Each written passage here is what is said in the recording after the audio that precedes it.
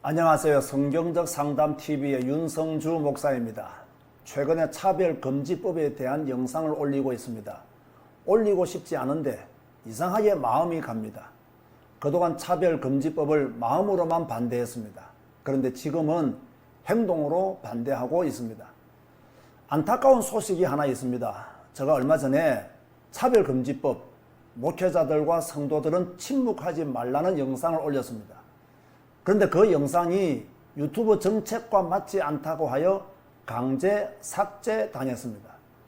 저보다 더 심한 영상들도 많은데 왜 저의 영상만 삭제 당했는지는 모르겠습니다. 그래도 괜찮습니다. 변방의 외침은 계속될 것이기 때문입니다. 차별금지법을 찬성하는 기독교인들은 없습니다. 다 반대합니다. 문제는 마음으로만 반대합니다. 저도 그동안 마음으로만 반대했습니다. 하나님이 막아주실 것이라고 믿으며 기도했습니다. 행동으로 옮겨야 하는데 행동으로 옮기지 않았습니다. 반대 운동을 펼치자고 하면 바쁘다는 핑계로 돌아섰습니다. 그런데 이제 행동으로 외치려고 합니다. 이대로 가다가는 큰 문제가 생기겠다는 위기의식이 느껴졌습니다. 기도만 할 일이 아니라 행동을 해야 할 때라는 생각이 들었습니다. 교회를 향하여 거대한 쓰나미가 몰려오고 있는데 이것을 잘 몰랐습니다. 사탄은 정사를 통해 기독교를 말살하려고 하는데 나는 대수롭지 않게 생각했습니다. 아마 이 영상을 보는 대부분의 성도들도 그렇게 생각할 것입니다. 여러분, 기독교인들은 정치에 참여해야 합니까? 하지 않아야 합니까? 저는 참여해야 한다고 주장합니다. 성경과 반대되는 정책과 교회를 말살하려는 음모가 드러나면 교회는 힘을 합쳐 거리로 나가야 합니다. 교회가 정치적인 문제에 무관심하면 안 됩니다. 교회들이 개개주의에 빠져 사회와 국가를 돌아보지 않는다면 그 피해는 고스란히 교회가 지게 됩니다. 그래서 교회는 정치에 관심을 가지고 목소리를 내야 합니다. 플라톤이 이런 말을 했습니다. 정치를 외면한 가장 큰 대가는 가장 저질스러운 인간들에게 지배를 당한다는 것이다.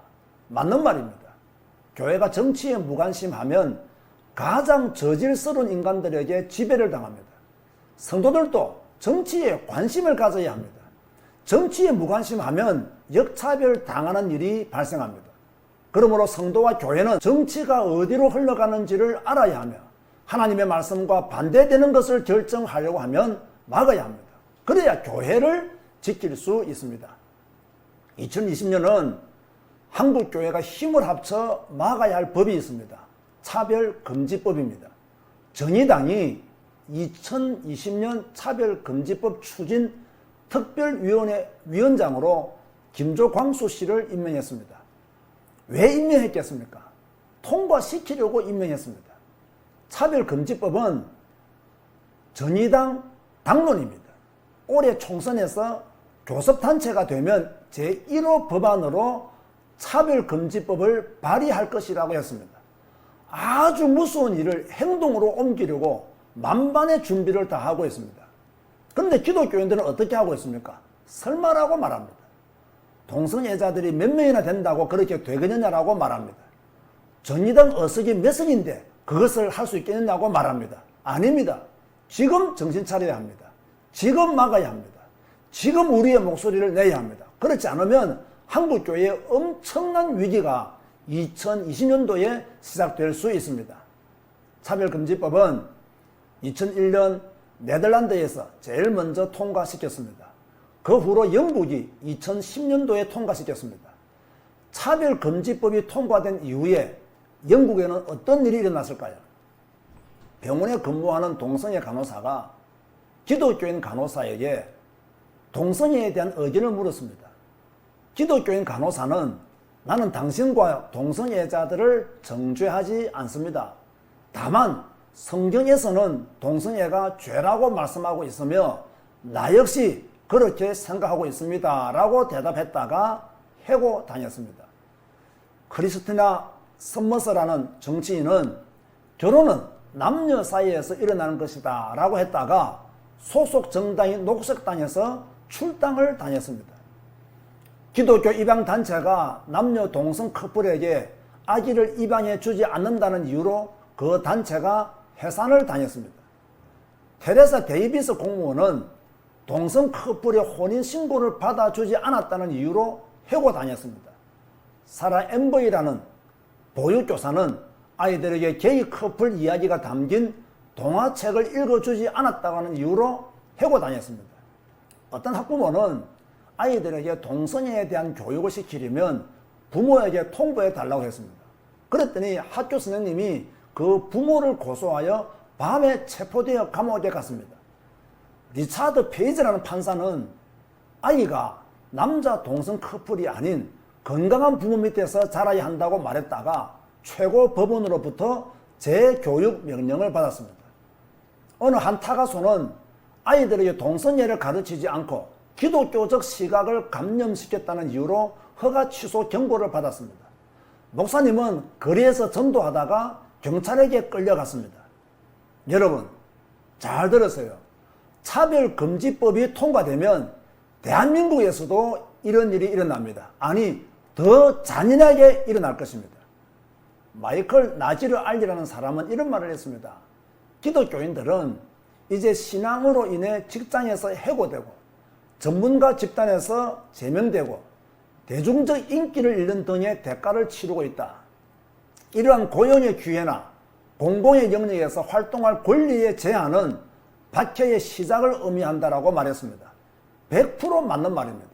절대로 잊어서는 안 될 말입니다. 정의당이 2020년도에 차별금지법을 통과시키면 곧바로 일어나는 일입니다. 그런데 기독교인들이 잠잠하면 되겠습니까? 기도만 하고 있으면 되겠습니까?